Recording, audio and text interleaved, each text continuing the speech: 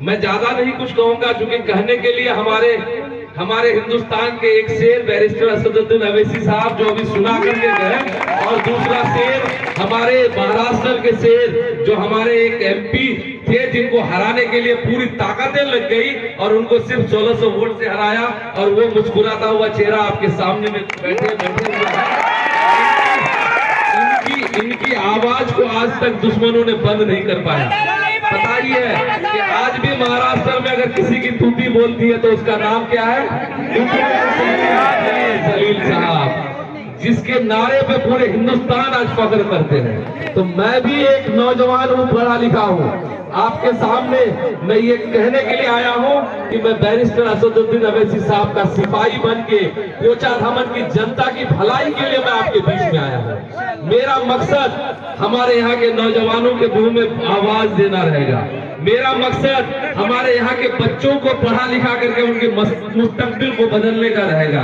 मेरा मकसद हमारे यहाँ के नौजवान जो आज दर दर की ठोकर खाते हैं दिल्ली पंजाब में जाकर के, मेरा मकसद ये रहेगा कि इन जालिम सरकारों से लड़के मैं यहाँ एक फैक्ट्री लगा सकूं। मेरा मकसद सिर्फ इतना रहेगा कि हमारे यहाँ जो एएमयू के नाम पर बगल में चकला में अगर वो बन जाता है तो हमारे यहाँ कम से कम 200-2000 लोगों की रोजी रोटी चलती और हमारे बच्चे आज ऊंची तालीम हासिल करते। वो हम आज मेरी एक मजबूरी और ये है कि आज आप देख लीजिए हमारे इलाके से कितनी महिलाएं जा करके हरियाणा से, दिल्ली से, कहां से डिग्री लेकर के मास्टर बनने के लिए दर की ठोकर खा रहा है। एक डिग्री कॉलेज नहीं है हमारे यहाँ। तो हमारे यहाँ के नेता सिर्फ रोड, बिजली और शादी, भोज, मैयत, इन सब चीजों पे जाकर के उनको लगता है कि मेरा काम यहीं तक है। मैं कहता हूँ ये काम तो हमारा है, लेकिन हमारा काम है आने वाले मुस्तकबिल को बदलना। हम अगर अपना आने वाला मुस्तकबिल नहीं बदलेंगे, मैं सिर्फ एक मिसाल आपको दूंगा कि जो दादा मेरे दादा ने अगर एक आम का पेड़ लगाया था तो आज हम फल खा रहे हैं। अगर हम पेड़ लगाएंगे तो मेरे बच्चे फल खाएंगे। इसीलिए अगर हम लोग अपने बच्चे को पढ़ा लिखा लेंगे तो इंशाल्लाह हमारा कौम जो आज किसी गैर लोगों के पीछे जो हम लोग इस तरह से दीवानों के तरह फिरते थे, इंशाल्लाह हमारा कौम नहीं फिरेगा और हमारी अपनी कयादत भी किशन में खड़ी होगी। इसीलिए दोस्तों बहुत शुक्रिया। मैं सिर्फ इतना ही कहूंगा कि उन दलालों के चक्कर में मत आइएगा जो हमें रात में आकर के न जाने कितने सपने दिखाते हैं। एक लोग कह रहे थे, मैं आपसे एक सवाल करता हूं उसके बाद मैं चला जाऊंगा, आप मुझे बता दीजिए। एक लोग मेरे से कह रहे थे कि हमारे इलाके में एक नेता है जो 3 बजे रात तक पब्लिक की सेवा के लिए घूमता रहता है। आप यहाँ बता दीजिए कितने लोग हैं? आप लोग कितने बजे सोते हैं? तो 10 बजे जब सो जाते हैं तो 3 बजे तक वो नेता क्या करता है भाई?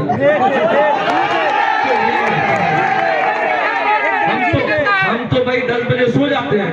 अगर जरूरत पड़ेगी सर्वर की, किसी के घर में परेशानी होगी, आप मुझे बुलाइएगा, मैं आपके घर में रात भर बैठा रहूंगा।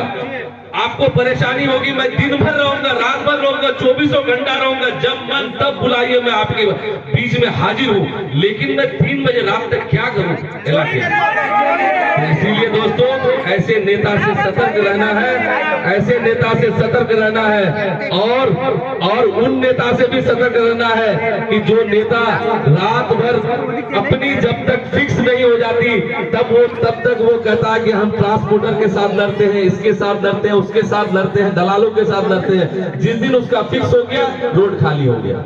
तो इसीलिए दोस्तों हम लोग सब मेहनत मजदूरी करके खाने वाले लोग हैं। हम लोग बिला वजह किसी को पैसा नहीं देंगे।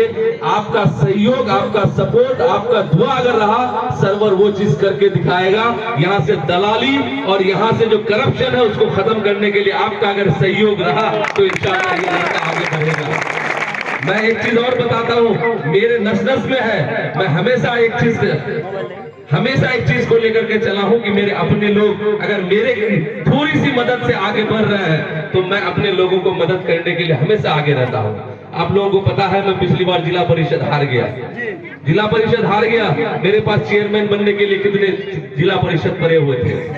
मेरे से बहादुर में तौसीफ साहब गवाह है, अभी हमारी पार्टी से इलेक्शन लड़ रहे हैं। मुझे 8 करोड़ रुपए वो घर पे देने आए थे कि आप ये 8 करोड़ ले लो और ये 9 जिला परिषद मुझे दे दो। लेकिन मैंने कहा नहीं, मैं पैसे की सौदा नहीं करूंगा। मुझे आपने हराया ना, पूरी तंत्र लगा दिए, चाहे वर्तमान पूर्व जितने भी विधायक थे सब मेरे पीछे लग गए कि ये नौजवान फिर से अगर जिला परिषद बना फिर से चेयरमैन बन जाएगा, करप्शन में ये ताला लगा देगा। क्योंकि मैं 3 साल का जिला परिषद चेयरमैन था, 1 पैसे का कहीं से उगाही नहीं करने दे रहा, तो इसीलिए सारी तंत्र मेरे पीछे लग गया और मुझे जिला परिषद हराया। हेलो डीटीओ ऑफिस में जाकर मुंह में मुजाहिद मास्टर का। अरे हम इंट्री देते हैं, काहे नहीं बोलेंगे, काहे नहीं बोलेंगे, इंट्री देते हैं, हक है बोलने का। पहले सामने वाले को सुनो ना, पैसा लेता है और बोलता है कि बोलने का सामने वाले को सुनो पहले। डीटीओ ऑफिसर का मुंह में देख के थर कांपने लगता है, क्या बात करते हैं। चलिए वही मैं कह रहा हूँ। देखिए आप भी गाड़ी चलाते हैं, मेरा भी गाड़ी का काम है, हम लोग भी भट्टा चलाते हैं, हम लोग को गाड़ी ट्रैक्टर मिट्टी गिट्टी बालू इसी का काम सबसे ज्यादा पड़ता है। मैं आपकी लड़ाई फटफटिया वाले की भी लड़ाई लड़ा था, आप लोग को याद होगा, फटफटिया वाले की लड़ाई लड़ने वाला वही छोटा एक लाख भी मैं था। तो मैं वही कह रहा था कि आप लोग एक साथ रहिए, एकजुट रहिए, आप लोग पतंग छाप को जिताइए। इंशाअल्लाह ताला अगर अल्लाह ने चाहा तो हम लोग ईमानदारी के साथ अपना काम करेंगे। और हम लोग बैरिस्टर असदुद्दीन अवैसी साहब के सिपाही हैं, हम लोग झूठ नहीं बोलते। हमारा नेता 5 वक्त का पक्का नमाजी है और उसके सर पे टोपी और दाढ़ी देख करके लोग उसे ना जाने आतंकवादी भी कह देते हैं। आज ही हमारे सदर कह रहे थे कि हमें आतंकवादी का रूप बना दिया है हिंदुस्तान के ये 9वीं क्लास फेल जो है तेजस्वी यादव। तो इसीलिए हम लोगों को एक साथ रहना है, मुस्तैद होकर रहना है। इंशाअल्लाह फिर हम लोग बात करेंगे।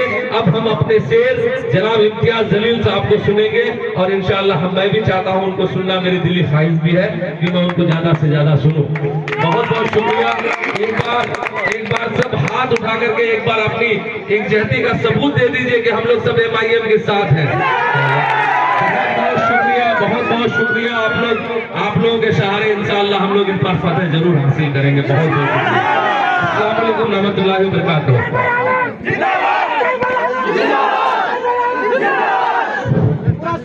का वोट आपके साथ है इंशाअल्लाह।